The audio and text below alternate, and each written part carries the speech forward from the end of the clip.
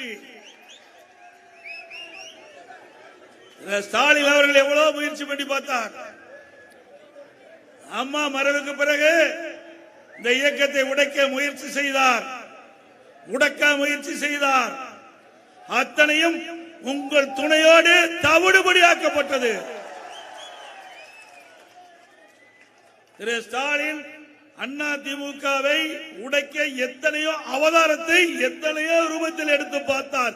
அத்தனையும் கழக நிர்வாகிகள் தொண்டர் துணையோடு தூள் தூளாக நொறுக்கி எறிக்கப்பட்டது. அனைத்து இந்திய அண்ணா திராவிட முன்னேற்ற கழகத்தை உருவாக்கியவர் தெய்வ சக்தி படைத்த பொன்மனச்சம்மல் புரட்சி தலைவர் எம்ஜிஆர் ஸ்டாலின் அவர்களே. அதை கட்டி காத்தவர் இதே புரட்சி தலைவி அம்மா. இந்த இருவரும் தலைவர்கள் இந்த தமிழ்நாட்டு மக்களுக்காக இறைவன் கொடுத்த கொடை.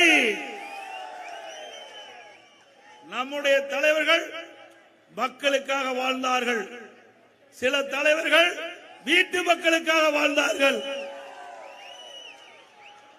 இன்றைக்கு இதே புரட்சி தலைவர் எம்ஜிஆர், இதே புரட்சி தலைவி அம்மா இருவரும் தலைவர்கள் இந்த இயக்கத்தை உருவாக்கி கட்டி காத்து நம்மிடம் ஒப்படைத்து விட்டு சென்றிருக்கின்றார்கள். நாம் அத்தனை பேரும் கூட்டு பொறுப்போடு தேர்தல் என்ற போரில் எதிரிகளை ஓட ஓட விரட்டி வெற்றி கொடியை நாட்டுவோம்.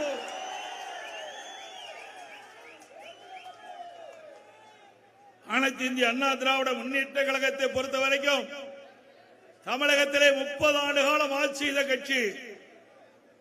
இன்றைக்கு எத்தனையோ தலைவர்கள் இங்கே வந்து பேசுகிறார், அதை செய்வேன் இதை செய்வேன் என்று சொல்லுகிறார். ஆக்கி வைத்த சாதத்தை சாப்பிடுவதை போல 30 ஆண்டு காலம் நம்முடைய தலைவர்கள் அம்மாவுடைய அரசு இரவென்றும் பகலென்றும் பாராமல் மக்களுக்கு உழைத்து இன்றைக்கு தமிழகம் இந்தியாவிலேயே ஒரு முதன்மை மாநிலமாக வருவதற்கு அதிமுக அரசு பாடுபட்டது.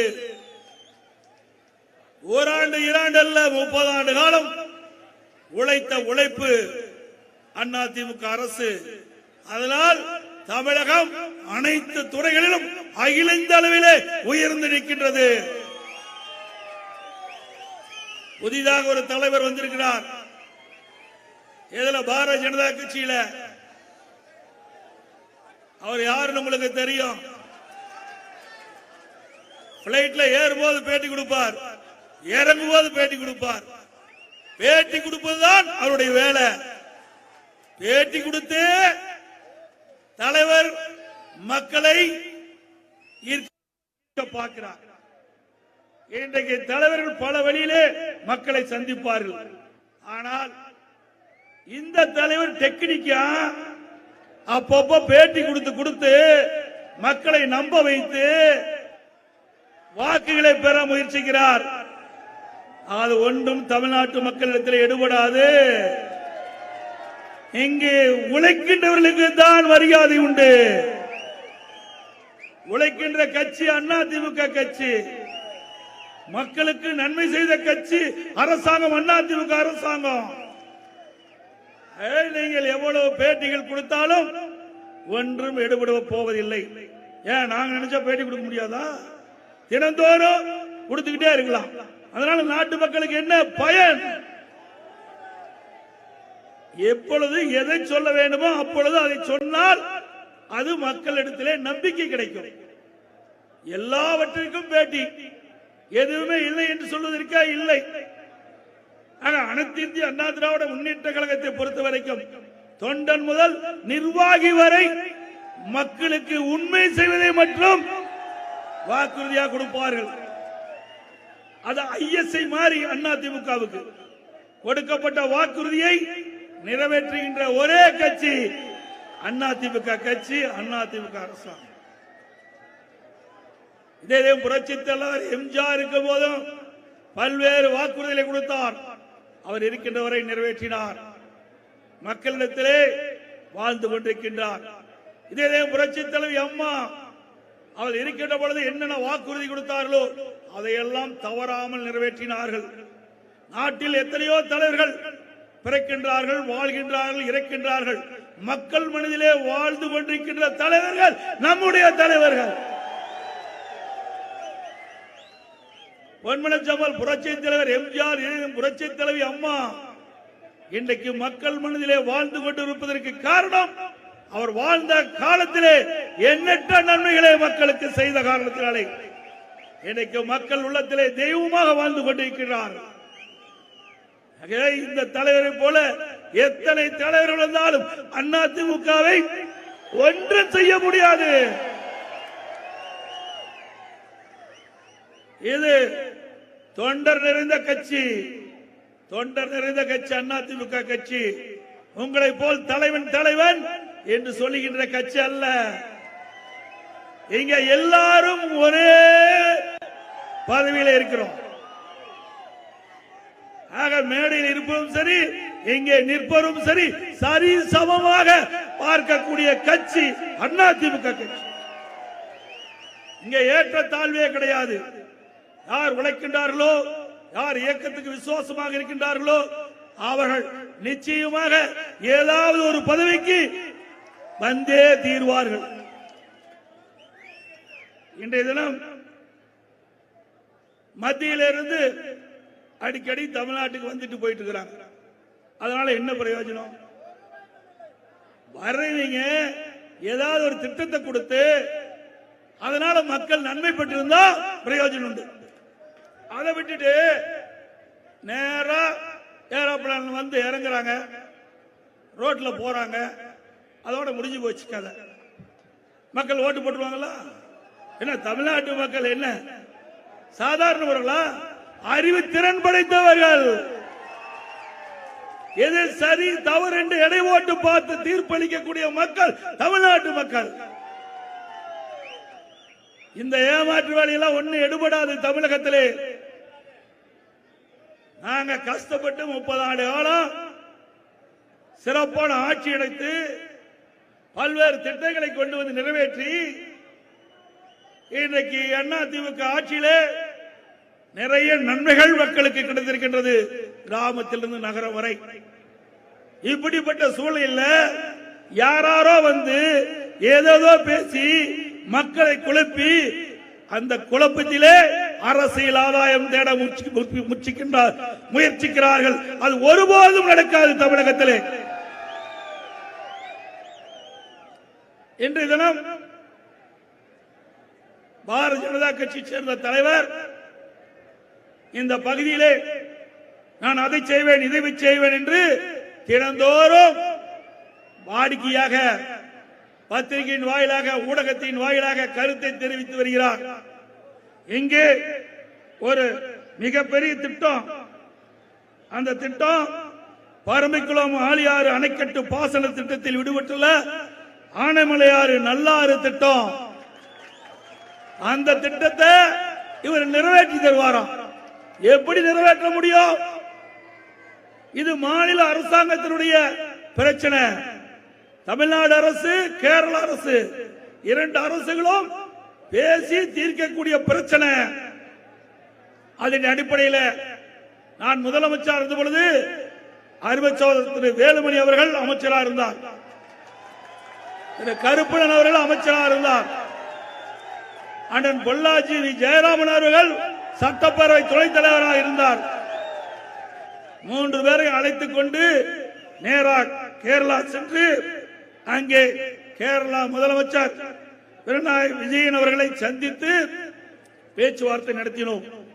நம்முடைய குழுவில் பொதுப்பணித்துறை செயலாளர், பொதுப்பணித்துறையைச் சேர்ந்த தலைமை பொறியாளர்கள், கேரளா மாநிலத்தைச் சேர்ந்த முதலமைச்சர், துறையுடைய முதலமைச்சர், பொதுப்பணித்துறையைச் சேர்ந்த செயலாளர், பொதுப்பணித்துறையைச் சேர்ந்த தலைமை பொறியாளர், ஏனைய பொறியாளர்கள் இரண்டு குழுவும் கேரளாவிலே சந்தித்து பேச்சுவார்த்தை நடத்தினோம். பேச்சுவார்த்தை சுமூகமாக ஏற்பட்டது. முதற்கட்டமாக நாங்கள் பேசி முடித்தோம். அப்பொழுது இரு தரப்பில் இருக்கின்ற துறை செயலாளர் மட்டத்திலே பேச்சுவார்த்தை நடத்தலாம். பிறகு இரு தரப்பில் இருக்கின்ற பொதுப்பணி தலைமை பொறியாளர் மட்டத்திலே பேச்சுவார்த்தை நடத்தலாம் என்று ஒரு முடிவு செய்து நானும் கேரள முதலமைச்சர் மரியாதைக்குரிய பினராயி விஜயன் அவர்களும் கூட்டாக பேட்டி கொடுத்தோம். அதற்கு பிறகு பல முறை நம்முடைய செயலாளர்களும் கேரள பொதுப்பணித்துறை செயலாளரும் பேச்சுவார்த்தை நடத்தினார்கள். பல முறை தமிழ்நாட்டுடைய பொதுப்பணித்துறையினுடைய தலைமை பொறியாளர், ஏனைய பொறியாளர், கேரள மாநிலத்தைச் சேர்ந்த தலைமை பொறியாளர், மற்ற ஏனைய பொறியாளர்கள், இந்த குழு பல முறை தமிழ்நாட்டிலையும் கேரளாவையும் மாறி மாறி பேச்சுவார்த்தை நடத்தப்பட்டது. அதுக்கு பிறகு கொரோனா வந்துவிட்டது. இடையில கொரோனா வந்தாச்சு. கொரோனா வந்த காரணத்தினால அந்த பேச்சுவார்த்தை தடைபட்டது. அதுக்கு பிறகு ஆட்சி மாற்றம் ஏற்பட்டது. திராவிட முன்னேற்ற கழகம் ஆட்சிக்கு வந்த பிறகு கிடப்புல போட்டாங்க. ஆக ஆனமலை நல்லாறு திட்டத்தை நிறைவேற்றுவதற்கு பாடுபட்ட அரசாங்கம் அதிமுக அரசாங்கம். இன்றைக்கு இது இரு மாநிலமும் பாரதிய ஜனதா ஆட்சி இல்ல. இங்க தமிழ்நாட்டில் எப்பொழுதுமே பாரதிய ஜனதா ஆட்சி வர்றதுக்கு வாய்ப்பே இல்லை. கேரளாவில் ஒன்னா கம்யூனிஸ்ட் ஆட்சி, இல்லது காங்கிரஸ் ஆட்சி. இப்படி இருக்கின்ற பொழுது எப்படி இந்த ஆனமலையாறு நல்லாறு திட்டத்தை இந்த பாரதிய ஜனதா தலைவர் நிறைவேற்றப்படும் என்று வாக்குறுதி கொடுக்க முடியும்? இது மத்திய அரசு தலையிட்டு இதை முடித்து வைக்கின்ற வாய்ப்பு குறைவு. ஏனென்று சொன்னால் இரண்டு மாநிலத்தினுடைய முதலமைச்சர்கள் பேசி தீர்க்கக்கூடிய பிரச்சனை இது. உதாரணத்திற்கு ஒன்று சொல்கிறேன். காவிரி நதிநீர் பிரச்சனை, பொன்மனச்செம்மல் புரட்சி தலைவர் எம்ஜிஆர் இருந்தார். அதுக்கு பின்பு ஒரு முதலமைச்சர், அதுக்கு பிறகு அம்மா முதலமைச்சர். பல முறை கர்நாடக அரசோடு பேச்சுவார்த்தை நடத்தினோம். பேச்சுவார்த்தை முடிவுக்கு வரவில்லை, உடன்பாடு எட்டவில்லை.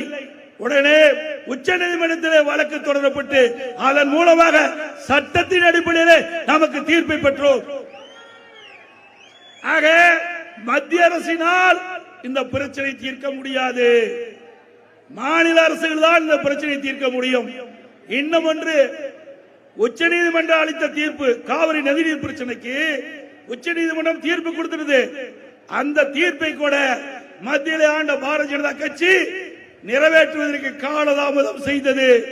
அதை கண்டித்து நம்முடைய நாடாளுமன்ற உறுப்பினர்கள் கிட்டத்தட்ட 37 பேர் 2014 தேர்ந்தெடுக்கப்பட்டவர்கள் நாடாளுமன்றத்திலே உச்ச நீதிமன்ற தீர்ப்பை விரைந்து அமுல்படுத்த வேண்டும் என்று நாடாளுமன்றத்திலே தொடர்ந்து குரல் கொடுத்து அழுத்தம் கொடுத்து 22 நாட்கள் நாடாளுமன்றத்திலே ஒத்திவைத்தோம்.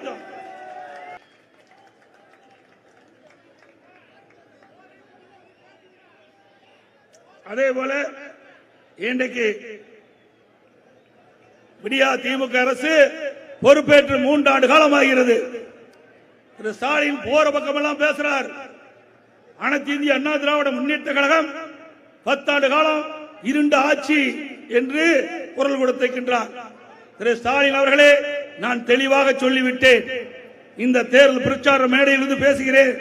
அனைத்து இந்திய அண்ணா திராவிட முன்னேற்ற கழகத்தினுடைய 10 ஆண்டு கால ஆட்சி என்னென்ன சாதனை செய்தது என்று நான் மேடையிலே பேசுகிறேன். நீங்கள் ஆட்சி பொறுப்பேற்று 3 ஆண்டு காலம் ஆகிறது. என்னென்ன திட்டத்தை கொண்டு வந்து அதனால் மக்கள் என்ன நன்மை பெற்றால் என்று நீங்கள் பேசுங்கள். மக்கள் நீதிபதியாக இருந்து தீர்ப்பு கூறட்டும். ஒன்னையுமே காணோம். நான் பல முறை சவால் விட்டுட்டேன், ஆனா இதற்கு பதிலே இல்லை. ஆனா அதுக்கு மாறாக என்னை அவதூறாக பேசுவது, இழிவாக பேசுவது, இப்படித்தான் திரு ஸ்டாலின் தேர்தலுடைய பரப்புரை இருக்கின்றது. திரு ஸ்டாலின் அவர்களே, நான் ஒரு விவசாயியாக இருக்கின்றேன். நான் ஒரு விவசாயி. கஷ்டம், நஷ்டம், துன்பம், துயரம், வேதனை அனைத்தும் அனுபவித்திருக்கின்றேன். என்னுடைய வாழ்க்கையிலே ஒரு சாதாரண கிளைக்கழக செயலாளராக இருந்து இன்றைக்கு இந்த மக்களுடைய ஆதரவோடு மேடையில வைக்கின்ற கழக நிர்வாகிகள் துணையோடு கழகத்துடைய பொதுச் செயலாளராக இன்றைக்கு எனக்கு இந்த வாய்ப்பை திறந்திருக்கின்றார். உங்களை போல உழைக்காமலே பதவிக்கு வந்த தலைவர் அவர். திரு ஸ்டாலினுடைய அப்பா முதலமைச்சராக இருந்தாரு, திமுக தலைவராக இருந்தாரு. அதனால நீங்க எம்எல்ஏ ஆனீங்க. அமைச்சரானீங்க, துணை முதலமைச்சரானீங்க, இப்போ முதலமைச்சராயிருக்கீங்க. இங்க இருக்கின்ற சாதாரண தொண்டர்கள், கிளைக்கழகத்துடைய செயலாளர்கள், அதை போல நானும் இங்கே நின்று நம்முடைய தலைவருடைய பேச்சை கேட்டு கைதட்டி மகிழ்ந்து ஒன்றிய பொறுப்பு, மாவட்ட பொறுப்பு, மாநில பொறுப்பு, அதே போல எம்எல்ஏ, எம்பி, அதுக்கு பிறகு அமைச்சர், அப்புறம் தான் முதலமைச்சராயிருக்கிறேன். கிளைக்கழக செயலாளர் எப்படி பாடுபட வேண்டும், ஒன்றிய பொறுப்பாளர் எப்படி பாடுபட வேண்டும், உழைக்க வேண்டும், மாவட்ட செயலாளர் எப்படி மாவட்டத்தை கட்டி காக்க வேண்டும், தலைமையிலே எப்படி நடந்து கொள்ள வேண்டும் என்றதெல்லாம் அனுபவ ரீதியாக நான் பயின்றவன். உங்களை போல ஒப்பா மரப்பிலே நான் பதவியில் வரவில்லை. இந்த கட்சிக்கு உழைத்து விசுவாசமாக இருந்து எங்களுடைய மக்கள், கழக நிர்வாகிகள், தொண்டர்கள், மேலிட தலைமை பொறுப்பாளர் எனக்கு இந்த வாய்ப்பை, பொதுச்செயலாளர் வாய்ப்பை தந்திருக்கின்றார்கள். ஆகவே எந்த ஒரு கஷ்டம் இல்லாம நீங்க பதவிக்கு வந்து இவ்வளவு பேசுறீங்களே, உழைத்து வந்தவனுக்கு எவ்வளவு தெம்பு திராணி இருக்கும். ஆக நான் எப்படி விமர்சனம் பண்ணாலும் இந்த விமர்சனத்தை தாங்கிக் கொண்ட சக்தியை புரட்சி தலைவர் எம்ஜிஆர் அவர்களும் அம்மா அவர்கள் எங்களுக்கு விட்டு சென்றிருக்கின்றார்கள். அதோட பேசுகின்ற போது சொல்லுகிறார், எடப்பாடி பழனிசாமி என்ன செய்தார் என்று. பொள்ளாச்சியில் வந்து பாரு என்னென்ன செஞ்சேன்னு தெரியும். நான் என்னென்ன செய்தேன் என்று பட்டியலிட்டு சொல்றேன். அதே போல நீங்கள் தேர்தல் பிரச்சார கூட்டத்திற்கு போகின்ற பொழுது உங்களுடைய ஆட்சியில என்னென்ன செய்தீர்கள் என்று பட்டியலிட்டு சொல்லுங்கள். எதுவுமே செய்யலையே, சொல்றதுக்கு ஒண்ணுமே இல்லையே. அதனாலதான் என்னை பத்தியா பேசிட்டு போயிடுறார். நீங்க அந்த கூட்டத்தில் பாருங்க, இங்க வந்துட்டு போயிட்டாரா இல்லையா? வரல. ஏன்னா அந்த கூட்டத்துக்கு நீங்க வரமாட்டீங்க. நாமெல்லாம் ரோசம் உள்ளவர்கள். அதுக்குள்ள ஒரு கூட்டம் இருக்குது, அவங்க வருவாங்க. அவர்கிட்ட கேட்டு தெரிஞ்சுக்கங்க. அவர் வருவாரு, நம்மளை பத்தி திட்டுவாரு, என்னை பத்தி அவதூறா பேசுவாரு, அதோட கூட்டம் முடிஞ்சு போயிரு. இதுக்காக தேர்தல் பிரச்சார கூட்டம். ஒரு முதலமைச்சர் தன்னுடைய ஆட்சி காலத்தில் என்னென்ன திட்டங்களை இந்த நாட்டு மக்களுக்கு வழங்கினேன், அதனால் நாட்டு மக்கள் ஏற்றம் பெற்றிருக்கிறார்கள், அதனால் நாட்டு மக்கள் நன்மை பெற்றிருக்கிறார்கள் என்று எடுத்து சொல்லுங்கள். அது ஒரு சிறந்த முதலமைச்சருக்கு அழகு. அதை விட்டுவிட்டு உங்களுடைய தகுதிக்கு ஏற்றவாறு பேசுங்கள். நீங்க ஒரு முதலமைச்சராக இருக்கின்றீர்கள், அதை மறந்து இழிச்சொல்லை பயன்படுத்தாதீர்கள். அப்படி இழிச்சொல் தொடர்ந்து எங்கள் மீது சொல்லிக் கொண்டிருந்தால் எங்களுடைய தொண்டன் சும்மா இருக்க மாட்டான். அவரெல்லாம் பேச ஆரம்பிச்சுட்டா நீ தாக்கு பிடிக்கவே முடியாது ஸ்டாலின் அவர்களே. அதோட இந்த பொள்ளாச்சி பகுதி தென்னை மரங்கள் நிறைந்த பகுதி, தென்னை விவசாயம் நிறைந்த பகுதி. இந்த தென்னை விவசாயம் நிறைந்த பகுதியில் இந்த தென்னை பயிரிட்டுகின்ற விவசாயிகள் பெரு நஷ்டத்துக்கு உள்ளாகி கொண்டிருக்கின்றார்கள். கடந்த காலத்தில் கடு வறட்சியில பாதிக்கப்பட்டாங்க. பிறகு அந்த விவசாயிகள் கொப்பரை தேங்காய் விலை வீழ்ச்சியில் பாதிக்கப்பட்டாங்க. அப்ப விலை வீழ்ச்சி வருகின்ற பொழுது அதிமுக அரசு மத்திய அரசை வலியுறுத்தி அவர்களுக்கு தேவையான விலையை நீங்கள் வழங்க வேண்டும் என்று வற்புறுத்தினோம். விலையை சற்று உயர்த்தி வழங்கினாங்க. ஆனா நம்ம கேட்ட அளவுக்கு வழங்கல. அதோட இன்றைய தினம் இந்த விவசாயிகள் கோரிக்கை ஏற்று நீரா பானம் தயாரிப்பதற்கு அதிமுக அரசு தான் அனுமதி அளிச்சது. அதோட பாண்டியாறு புன்னம்பல திட்டம், அதுவும் அருமையான திட்டம்.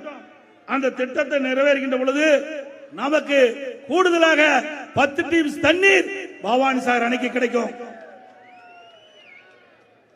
இன்றைக்கு இந்த கொப்பரை தேங்காயை பயன்படுத்தி இதிலே தேங்காய் எண்ணெய் தயாரிக்கப்பட்டு நம்முடைய ரேஷன் கடையிலே இந்த தேங்காய் எண்ணெய் விற்பனை செய்தால் இந்த தேங்காய் பயிரிட்டு தென்னை பயிரிட்ட விவசாயிகள் பயன்பெறுவார்கள் என்று கோரிக்கை வைத்திருக்கின்றார்கள். அதையும் அதிமுக அரசு வந்த பிறகு நிறைவேற்றி தரப்படும். தேங்காய் நார் உற்பத்தி இன்றைக்கு அந்த தேங்காய் நார் உற்பத்தி கடுமையாக பாதிக்கப்பட்டிருக்கிறது. அதற்கு புத்துயிர் ஊட்டுகின்ற விதமாக இன்றைக்கு பல்வேறு நடவடிக்கைகள் அதிமுக அரசு வந்த பிறகு எடுக்கப்படும். நம்முடைய வெற்றி வேட்பாளர் அறிவிச்சார் திரு கார்த்திகேயன் அவர்கள் நாடாளுமன்ற தேர்ந்தெடுத்த பிறகு மத்தியிலே உங்களுக்கு குரல் கொடுத்து இந்த தேங்காய் நார் உற்பத்தியாளர்களுக்கு தேவையான வங்கி கடன், மானியம் போன்ற வகைகள் பெற்றுத் தருவதற்கும் நாங்கள் நடவடிக்கை எடுப்போம்.